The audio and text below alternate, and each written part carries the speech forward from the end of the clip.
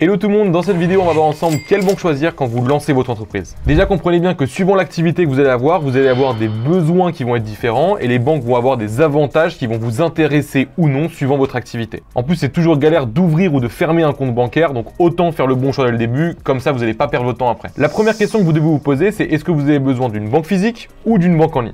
En soit, si vous avez une activité qui est basée essentiellement en ligne ou même si vous faites du physique mais que vous n'avez pas besoin de faire de prêt bancaire, dans ce cas-là, le plus simple c'est de passer par un compte en ligne. En tout cas au début, parce que vous allez voir avec tous les exemples que je vais dans cette vidéo, mais c'est le plus simple à utiliser, le moins cher et le plus rapide. Moi dans mon cas, je fais de l'e-commerce et du coaching en ligne. Donc dans ces business-là, on est amené à avoir plusieurs dizaines, voire plusieurs centaines de transactions par jour. Et c'est typiquement sur ces transactions-là qu'une banque physique va vous taxer. Et en plus, vous allez avoir des frais à chaque fois que ça va être une transaction en devises étrangères ou alors simplement même en euros, mais avec un pays étranger. Et rien que pour ça, en passant par une banque en ligne, j'économise plusieurs centaines d'euros par an. Donc un des principaux avantages des banques en ligne, contrairement aux banques physiques, c'est leur coût qui va souvent être beaucoup moins cher. Il y a aussi le design qui va énormément changer. Donc là vous allez me dire mais moi je m'en fous du design de ma banque tant qu'elle est fonctionnelle. En réalité quand vous passez du temps sur votre banque et que c'est impossible de trouver les fonctionnalités, comment faire un virement, comment ajouter un bénéficiaire, c'est un enfer et avec les banques en ligne, c'est hyper simple et hyper intuitif. Alors j'ai utilisé pas mal de banques en ligne ces dernières années, j'ai utilisé N26, Revolut, Payoneer, Shrine, Conto et Wise et honnêtement, je ne vais pas passer plusieurs heures à vous décrire chacune d'elles, les avantages et les inconvénients et aujourd'hui, je vais uniquement vous parler des deux meilleurs selon moi qui sont Revolut et Conto. Leur avantage en plus du prix et du design qui est vraiment juste excellent, c'est la possibilité de créer des cartes virtuelles. Les cartes virtuelles, ce sont des cartes que vous ne possédez pas en physique, mais avec lesquelles vous pouvez dépenser sur Internet et également en physique si vous mettez la carte sur Apple Pay. Ça, c'est vraiment ultra pratique parce qu'en quelques secondes et en quelques clics seulement, vous allez pouvoir créer une carte, la geler ou la supprimer. Et c'est super utile, par exemple, si vous voulez tester un logiciel, vous mettez une carte virtuelle que vous coupez en attendant. Et voilà, si le logiciel vous plaît, vous la réactivez et vous l'utilisez. Et sinon, même si vous l'oubliez, comme ça vous n'êtes pas prélevé. Par contre, ça arrive que les cartes virtuelles de Revolut soient refusées et qu'on vous dise que ce type de carte n'est pas prise en compte. Chose qui n'arrive pas avec les cartes virtuelles de Conto qui, elles, fonctionnent à chaque fois. En termes de plafond, il n'y en a pas. Enfin, il y en a par carte. C'est 20, 40 ou 80 000 euros. Mais si vous tapez le plafond, vous avez simplement, du coup, à recréer une carte. Ça prend quelques clics seulement. Le gros avantage de Conto par rapport à Revolut, selon moi, c'est que c'est une banque qui est un peu plus sérieuse et qui va un peu plus se rapprocher d'une banque physique. Que ce soit en termes de SAV, c'est beaucoup plus quali. Que ce soit en termes d'acceptation, comme je vous le disais, parfois il y a des problèmes avec les virtual cards de Revolut, chose qu'il n'y a pas avec Conto. Et surtout d'un point de vue comptable, Conto surclasse Revolut. Et c'est pour ça qu'aujourd'hui j'ai 4 entreprises et les 4 entreprises possèdent un compte Conto.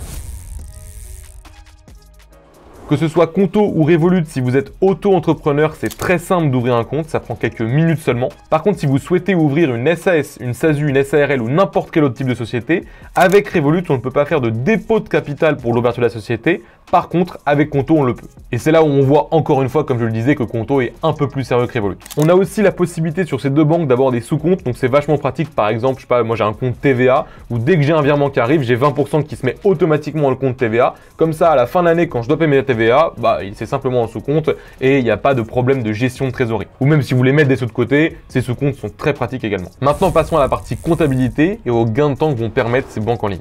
Pour ce qui est de la base, ça fonctionne très bien sur Revolut comme sur Conto, c'est la possibilité d'associer à chaque transaction une facture. Par exemple là je suis sur mon interface Conto, donc j'ai une transaction sur laquelle je veux associer une facture, je vais juste descendre un petit peu, cliquer sur justificatif ici, je vais télécharger ma facture qui va automatiquement se mettre ici et mon comptable y aura directement accès. Donc vous n'avez pas besoin à la fin de l'année d'aller voir le comptable avec un classeur avec 50 000 tickets. Ça me faisait rire quand je voyais mes parents faire ça quand j'étais petit. Là, ça n'existe plus. Et ça, même certaines banques physiques ne l'ont pas encore. Alors bien sûr, on a la possibilité aussi de le faire avec téléphone. Vous êtes au resto, vous avez une notification, vous avez payé, vous prenez en photo et la facture est automatiquement enregistrée. Et vous avez même un chat WhatsApp avec Conto sur lequel vous pouvez envoyer les factures comme ça sans les associer à une transaction.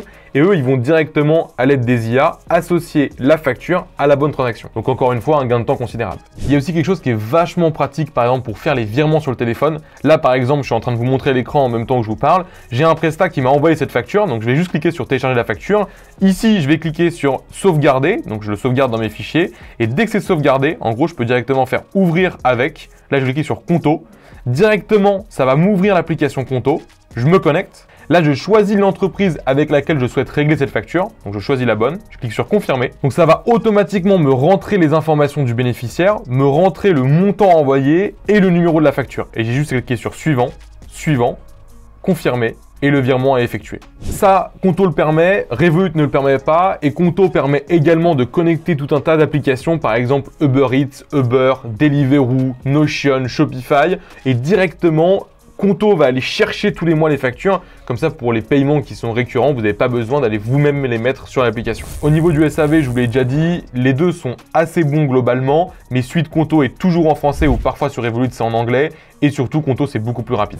Au niveau du tarif pour les sociétés, c'est plus ou moins pareil, Revolut commence à 10 € par mois et Conto commence à 9 € par mois, et en plus vous avez 80 € offerts avec le lien qui est dans la description si vous voulez ouvrir un compte Conto. Et j'ai pas de lien avec Revolut parce que je leur ai demandé une réduction pour la chaîne, mais ils m'ont jamais répondu. Pour les retraits au distributeur automatique, ça marche très bien avec les deux banques et à chaque fois vous avez des frais qui sont vraiment minimes, même à l'étranger. Si vous avez une activité, vous avez des clients qui payent par chèque, c'est pas possible de les accepter sur Revolut. Par contre, avec Conto, vous avez des banques partenaires où vous pouvez déposer vos chèques. Et vous l'avez compris, entre les deux, mon choix se porte beaucoup plus sur Conto parce qu'on a le sentiment un peu d'avoir une banque physique dans le sens où on peut parler avec quelqu'un, on peut échanger avec quelqu'un, on a un SAV qui est français et surtout il rajoute tout un tas de fonctionnalités pour vous simplifier la vie, donc c'est vraiment très cool de travailler avec eux comme banque.